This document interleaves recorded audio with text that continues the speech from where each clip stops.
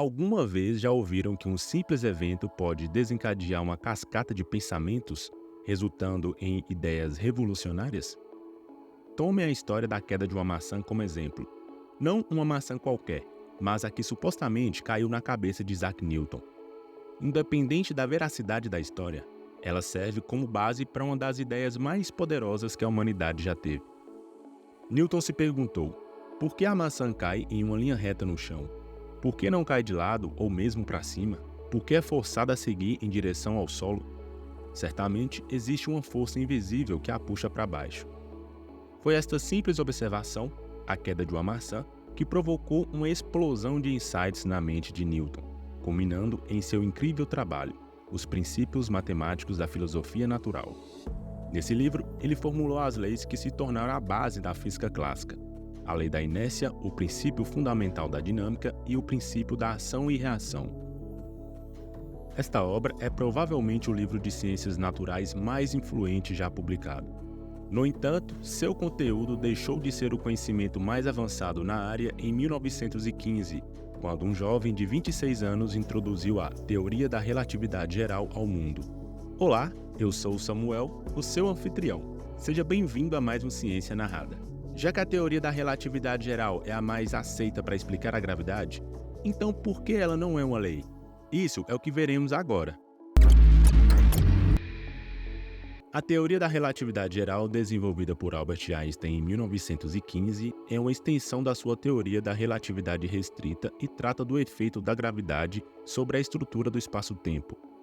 Esta teoria baseia-se na ideia de que o espaço e o tempo são uma única entidade, chamada espaço-tempo, e que a presença de matéria e energia distorce essa entidade, criando o que percebemos como gravidade.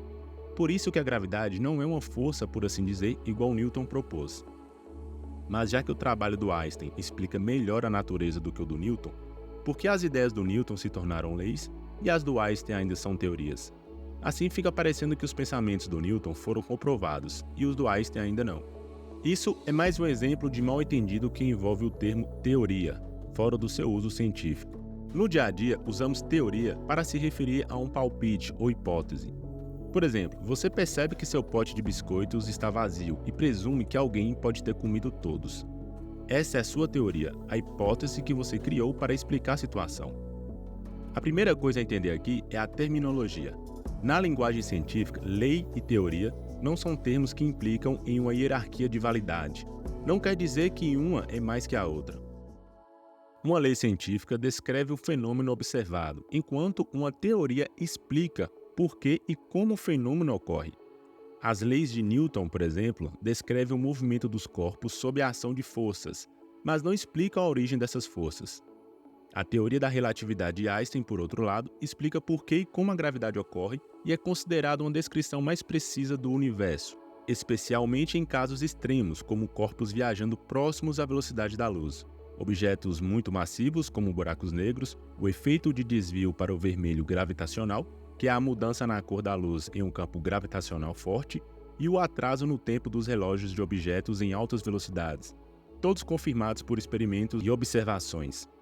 Isso solidifica a posição da teoria da relatividade de Einstein, tornando-a tão cientificamente válida quanto as leis de Newton. Mas se ainda não ficou claro para você, posso te mandar mais 2 exemplos de diferença entre teoria e lei. A famosa lei de Ohm na física estabelece que a corrente que passa por um condutor entre 2 pontos é diretamente proporcional à tensão elétrica entre os 2 pontos. Em termos simples, ela diz o que acontece. Se você aumentar a tensão, a corrente também aumentará na mesma proporção. Mas a lei de Ohm não explica por que isso ocorre. Por outro lado, a teoria dos elétrons livres, que é um modelo teórico da física do estado sólido, oferece uma explicação para a lei de Ohm. Ela faz isso ao considerar os elétrons nos metais como um gás de partículas que podem se mover livremente. Através dessa teoria, podemos entender que a corrente elétrica é o movimento desses elétrons e que a tensão aplicada cria um campo elétrico que acelera os elétrons, aumentando a corrente. O outro caso é a lei de Boyle, é uma lei básica da física e da química que descreve como a pressão de um gás tende a aumentar à medida que o volume do gás diminui, desde que a temperatura permaneça constante. Isso fornece uma descrição de o que está acontecendo com o gás sob essas condições, mas não fornece uma explicação de por que isso ocorre. A explicação de por que isso acontece é fornecida pela teoria cinética dos gases. Essa teoria considera um gás como um grande número de pequenas partículas, átomos ou moléculas, todas em movimento constante e aleatório. De acordo com essa teoria, a pressão de um gás surge das colisões dessas partículas com as paredes do recipiente. Quando o volume do recipiente é reduzido com a temperatura constante, as partículas têm menos espaço para se mover e colidem com as paredes mais frequentemente, o que aumenta a pressão. Agora você me diz, ok Samuel, eu entendi a diferença entre teoria e lei. Mas o que leva uma hipótese a se tornar uma teoria? Antes de uma hipótese ser elevada à categoria de teoria, ela passa por um rigoroso processo de validação chamado revisão por pares. Quando o cientista ou uma equipe de cientistas desenvolve uma nova teoria, eles inicialmente a apresentam na forma de um artigo de pesquisa. Este artigo detalha a metodologia, os experimentos, os dados coletados e as conclusões a que os pesquisadores chegaram. Mas antes que este artigo possa ser publicado em um periódico científico respeitado, ele deve passar por esse processo de revisão por pares. O periódico ao qual o artigo é submetido vai selecionar vários revisores independentes, geralmente entre 2 e 3, que são especialistas na área relevante. Estes revisores avaliarão o artigo para garantir que a metodologia é sólida, que os dados coletados são válidos e que as conclusões apresentadas são apoiadas pelos dados. Os revisores então retornam o artigo com comentários e críticas. Eles podem sugerir que o artigo seja aceito como está, o que é raro, que seja aceito com modificações ou que seja rejeitado. Em muitos casos, os autores do artigo precisarão revisar e ajustar sua pesquisa com base no feedback dos revisores, antes de terem outra chance de publicação. Uma vez que a pesquisa é publicada após a revisão por pares, ela se torna parte do corpo de conhecimento científico.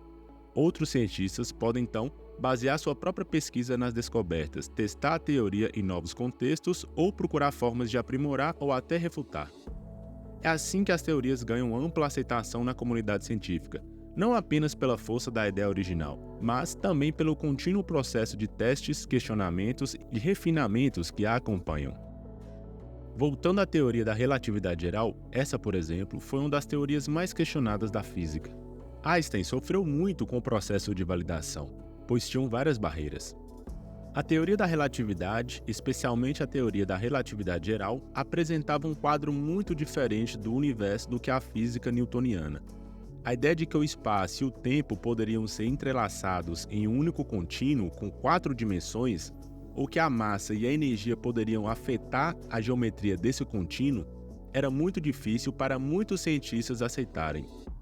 A física newtoniana, com sua visão absoluta de espaço e tempo, dominava o pensamento científico há séculos e muitos cientistas se esforçaram para se adaptar a essa nova visão do universo. Sofreu também com questões técnicas. As equações da teoria da relatividade geral de Einstein são muito complexas e exigem um alto nível de matemática para serem entendidas e aplicadas. Na época em que Einstein apresentou sua teoria, havia poucos físicos com a formação matemática necessária para entender plenamente suas implicações. Isso tornou mais difícil para a comunidade científica avaliar a validade da teoria.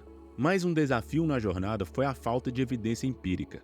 Quando Einstein apresentou a teoria da relatividade geral em 1915, havia pouca evidência empírica que pudesse ser usada para testar suas previsões. A primeira grande prova da teoria da relatividade só veio 4 anos depois, em 1919, quando Arthur Eddington observou um eclipse solar aqui no Brasil e constatou que a luz das estrelas era desviada ao passar perto do Sol, uma previsão da teoria da relatividade geral. Até que essa evidência fosse obtida, muitos cientistas seguiam céticos em relação à teoria de Einstein.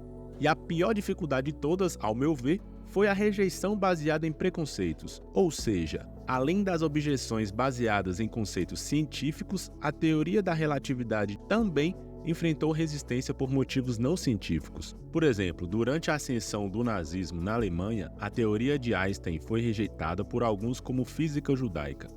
Isso, é claro, não tinha nada a ver com o mérito científico da teoria.